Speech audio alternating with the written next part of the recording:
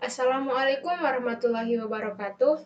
Selamat pagi, salam sehat, dan salam sejahtera buat kita semua.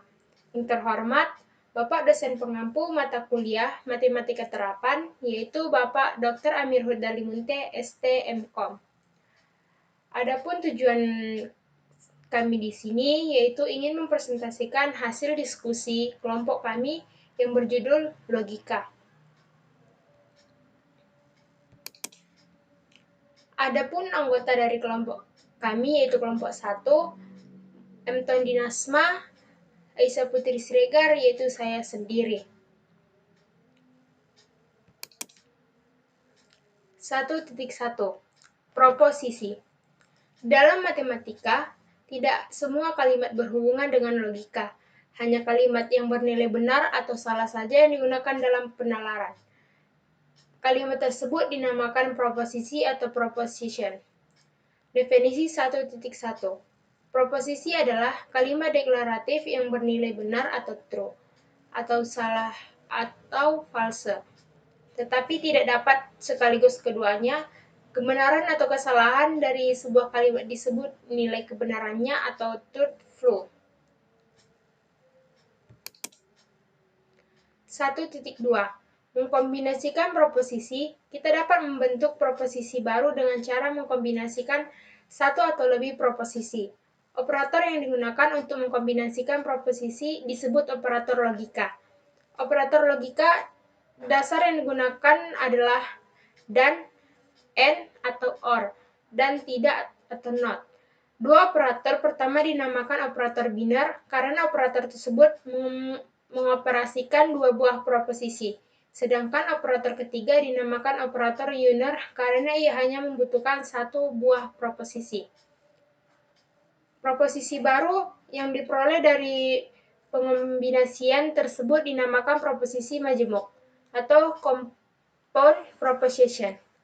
Proposisi yang bukan merupakan kombinasi proposisi lain disebut proposisi atomik.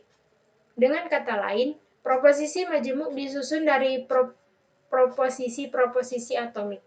Metode pengkombinasian proposisi dibahas oleh matematikawan Inggris yang bernama George Boole pada tahun 1854 dalam bukunya yang terkenal, The Laws of Dawn. Proposisi majemuk ada 3 macam, yaitu konjungsi, disjungsi, dan lingkaran.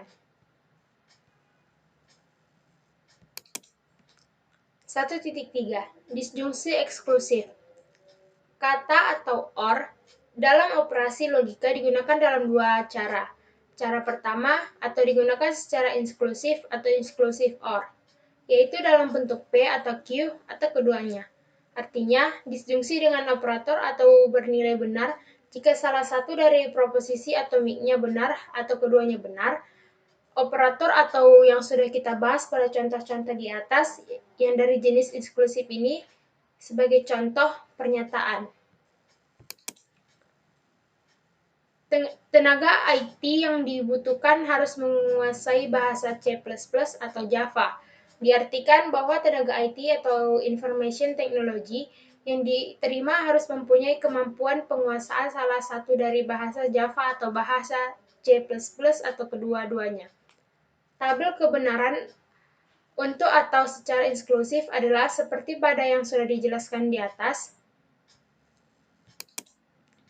1.4 Proposisi bersyarat. Selain dalam bentuk konjungsi, disjungsi, dan negasi, proposisi majemuk juga dapat muncul berbentuk jika P maka Q, seperti pada contoh-contoh berikut. A. Jika adik lulus ujian, maka ia mendapatkan hadiah dari ayah. B. Jika suhu mencapai 80 derajat Celcius, maka alarm berbunyi. C. Jika Anda tidak mendaftar ulang, maka Anda dianggap mengundurkan diri. Pernyataan terbentuk jika P maka Q. Semacam itu disebut proposisi bersyarat atau kondisional atau implikasi. 1.5 Varian proposisi. Terdapat bentuk implikasi lain yang berkaitan dengan P panah Q, yaitu proposisi sederhana yang merupakan varian dari implikasi. Ketiga variasi proposisi bersyarat tersebut adalah converse, inverse, dan kontraposisi dari proposisi asal P, Q. Converse atau kebalikan Q, P, inverse, P, Q, kontraposisi Q sampai P. 1.6 Bikondisional atau biimplikasi. Proposisi bersyarat penting lainnya adalah berbentuk P jika dan hanya jika Q yang dinamakan bikondisional atau biimplikasi. Definisi bikondisional dikemukakan sebagai berikut. Pernyataan P, Q adalah benar bila P dan Q mempunyai nilai kebenaran yang sama, yakni PQ benar jika P dan Q keduanya benar, atau P dan Q keduanya salah. Tabel kebenaran selengkapnya diperlihatkan pada tabel 1.12. Bisa teman-teman lihat seperti tabel 1.12 tabel kebenaran bikondisional. Baik, selanjutnya akan dilanjutkan oleh saudara M. Tondinasma sebagai penyaji kedua. Kepada saudara M. Tondinasma dipersilahkan.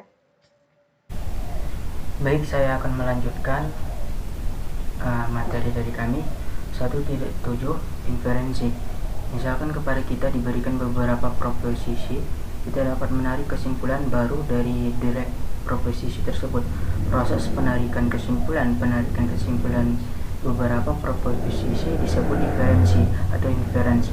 Di dalam kalkulus proposisi terdapat sejumlah kaidah inferensi. Beberapa di antaranya adalah sebagai berikut. Modus ponens atau law of detachment. Kaidah ini didasarkan pada tautologi, yang dalam hal ini P dan PQ adalah hipotesis, sedangkan Q adalah konklusi. Kaidah modus ponens dapat ditulis dengan cara simbol dibaca sebagai jadi atau karena itu. Modus ponens menyatakan bahwa jika hipotesis P dan implikasi P ke Q benar, maka konklusi Q benar. 1.8 Argumen. Argumen adalah suatu direct proposisi yang ditulis sebagai yang dalam hal ini P1, P2, P disebut hipotesis atau premis, dan Q disebut konklusi. Argumen ada yang sahih atau valid dan palsu atau invalid. Catatlah bahwa kata valid tidak sama maknanya dengan benar atau true. Definisi 1.9. Sebuah argumen dikatakan sahih jika konklusi benar bila mana semua hipotesisnya benar. Sebaliknya argumen dikatakan palsu, false atau invalid. Jika argumen sahih, maka kadang-kadang kita mengatakan bahwa secara logika konklusi mengikuti hipotesis atau sama dengan memperlihatkan bahwa implikasi adalah benar, yaitu sebuah tautologi. Argumen yang palsu menunjukkan proses penalaran yang tidak benar. Aksioma, teorema, lema, corollary. Di dalam matematika maupun ilmu komputer, kita sering menemukan kata-kata seperti aksioma, teorema, lema, dan corollary. Aksioma adalah proposisi yang diasumsikan benar. Aksioma tidak memerlukan pembuktian kebenaran lagi. Contoh-contoh aksioma: A. Untuk semua bilangan real X dan Y berlaku X tambah Y dikurang Y tambah Y. Hukum komutatif penjumlahan. B. Jika diberikan dua buah titik yang berbeda, maka hanya ada satu garis lurus yang melalui dua buah titik yang tersebut. Teorema adalah proposisi yang sudah terbukti benar. Bentuk khusus dari teorema adalah lemma dan corollary. Lemma adalah teorema sederhana yang digunakan dalam pembuktian teorema lain. Lemma biasanya tidak menarik namun berguna pada pembuktian proposisi yang lebih kompleks, yang dalam hal ini pembuktian tersebut dapat lebih mudah dimengerti bila menggunakan sederetan lemma. Setiap lemma dibuktikan secara individual atau Ross 03. Corollary adalah teorema yang dapat dibentuk langsung dari teorema yang telah dibuktikan, atau dapat dikatakan corollary adalah teorema yang mengikuti dari teorema lain. Contoh-contoh teorema: A. Jika dua sisi dari sebuah segitiga sama panjang, maka sudut yang berlawan dengan sisi tersebut sama besar. B. Untuk semua bilangan real X, Y, dan Y, jika X, S, Y, dan Y, S, Z, maka X, S, Y hukum transitif. Contoh corollary: jika sebuah segitiga adalah sama sisi, maka segitiga tersebut sama sudut.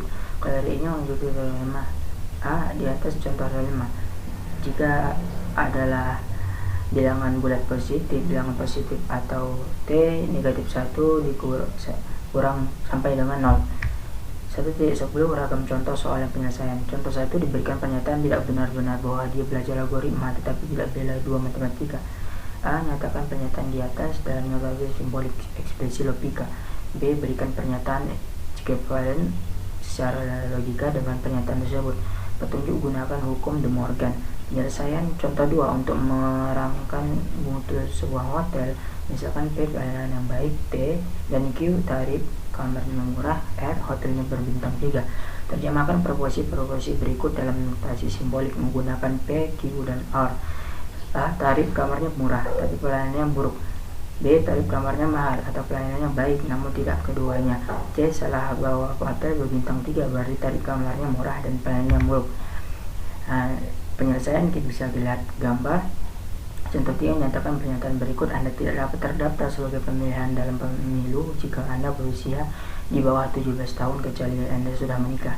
Penyelesaian misalkan P adalah berusia di bawah 17 tahun, Q Anda sudah menikah, R Anda dapat terdaftar sebagai pemilih dalam pemilu. Maka pernyataan di atas dapat ditulis sebagai P1 sampai Q sampai dengan 1 R. Contoh 4 diberikan pernyataan perlu memiliki password yang sah agar Anda bisa logon sebagai server. A. Nyatakan pernyataan di atas dalam bentuk proposisi. Jika P, maka B ditentukan lingkaran convert inverse proposisi dari pernyataan tersebut. Penyelesaian misalkan P Anda bisa logon ke server memiliki password yang salah. Maka jika Anda bisa logon ke server, maka Anda memiliki password yang sah. 1. Lingkaran Anda bisa logon ke server, Anda tidak memiliki password yang sah. 2. Converse, jika Anda memiliki password yang sah maka Anda bisa logon ke server. 3. Inverse, jika Anda tidak bisa logon ke server maka Anda tidak memiliki password yang sah. 4. Kontraposisi, jika Anda tidak memiliki password yang sah maka Anda tidak bisa logon ke server. Kesimpulan, maka kuliah ini memberikan konsep-konsep belajar logika matematika secara benar dan mahasiswa mampu menjelaskan perbedaan antara bahasa umum dengan bahasa matematika. Dalam banyak penggunaannya, kita perlu menetapkan suatu standar pembicara sebelum menyelesaikan masalah, agar kalimat tersebut di dalam matematika mempunyai nilai kebenaran yang pasti. Untuk itu, perlu dibahas tentang konsep penalaran kuantor universal, umum, dan kuantor eksistensi. Selanjutnya, diharapkan mampu menerapkan konsep-konsep penalaran tersebut dalam membuat suatu kesimpulan yang logika, pengantar logika proposisi, mengkombinasikan disjungsi eksklusif, hukum logika, proposisi bersyarat, dan lainnya, serta penggunaannya dalam himpunan dan relasi dan fungsi. Terima kasih. Selanjutnya saya serahkan ke moderator. Terima kasih. Jika ada kata-kata kami yang salah atau pengucapan kami yang salah, kami mohon maaf. Wabillahi taufiq walhidayah. Assalamualaikum warahmatullahi wabarakatuh.